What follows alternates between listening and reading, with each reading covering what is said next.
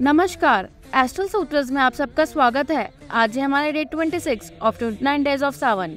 आज की पूजा में हम एकादशी युक्त फ्राइडे शिवलिंग निर्माण, रुद्राभिषेक, शिव पुराण पाठ और शिवलिंग विसर्जन साथ मिलकर करेंगे। आज फ्राइडे है, इसलिए आज हम अपने शिवलिंग में चावल के आटे को और गुलाब जल को ऐड करेंगे ताकि माँ लक्ष्मी के आशीर्वाद से हमारा शिवलिंग और कीर्तिमान बन जाए। आज फ्राइडे के साथ साथ पुत्रदा एकादशी भी है। जब भी फ्राइडे के दिन एकादशी आती है, उस दिन का महत्व और बढ़ जाता है, क्योंकि इस व्रत को रखने वाले श्री हरि विष्णु के साथ साथ माँ लक्ष्मी की कृपा के भी भागी होते हैं। पुत्रदा एकादशी को लेकर ऐसी मान्यता है कि जो भी दाम्पत्य भगवान की प्रति सच्ची श्रद्धा के साथ यह व्रत रखता है और विधि विधान के साथ भगवान विष्णु की पूजा करता है, उसके घर में शीघ्र ही बच्चों की किलकारियां गूंजने लगती हैं और साथ ही उनकी सभी मनोकामनाएं पूर्ण होती हैं।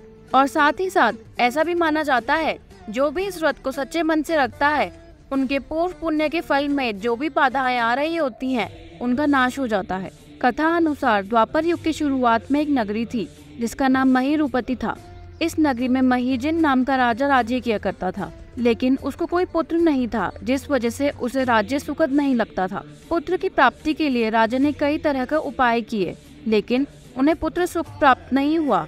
एक बार राजा ने सभी ऋषि मुनियों, सन्यासियों और विद्वानों को बुलाया और उनसे पुत्र प्राप्ति का उपाय पूछा। सभी ने राजा की समस्या को सुनकर कहा कि हे राजन, तुमने पूर्व जन्म में सावन माह के शुक्ल पक्ष की एकादशी के दिन तालाब से एक गाय को जल नहीं पीने दिया था, जिस वजह से उस गाय ने तुम्हें संतान न होने का श्राप दिया था।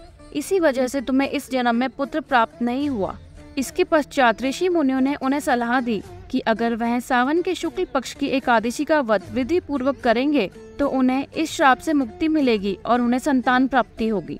जिसके बाद राजा और रानी दोनों ने पूरे विधि विधान के साथ सावन माह के शुक्ल पक्ष की एकादशी का व्रत किया और भगवान श्री हरि विष्णु का सच्चे मन से जाप किया। इस व्रत के बाद राजा की पत्नी गर्भवती हुई और उन्होंने एक तेजस्वी पुत्र को जन्म दिया।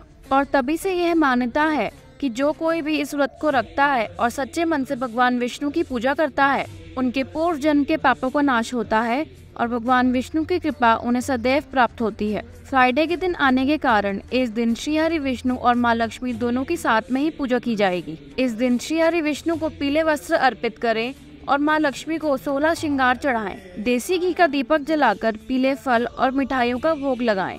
उसके बाद विष्णु सहस्त्र नाम का पाठ करें। पवित्र सावन माह की एकादशी होने के कारण इस दिन श्री हरि विष्णु के साथ साथ भगवान शिव की भी आराधना करें, ताकि शिव जी के आशीर्वाद से इस व्रत का पूर्णतः फल आपको प्राप्त हो पाए। इसी के साथ हमारा आज का पाठ समाप्त होता है। हर हर महादेव। अब बारी आती है हमारे आज के शिवलिंग विसर्जन को करने की। आज शिवलिंग विसर्जन करते हुए हम शिव जी के साथ साथ श्री हरि विष्णु का भी ध्यान करेंगे और उनसे आग्रह करेंगे कि हमारे पूर्व जन्म के सारे पापों का नाश हो और उनकी कृपा दृष्टि हम पे सदैव बनी रहे।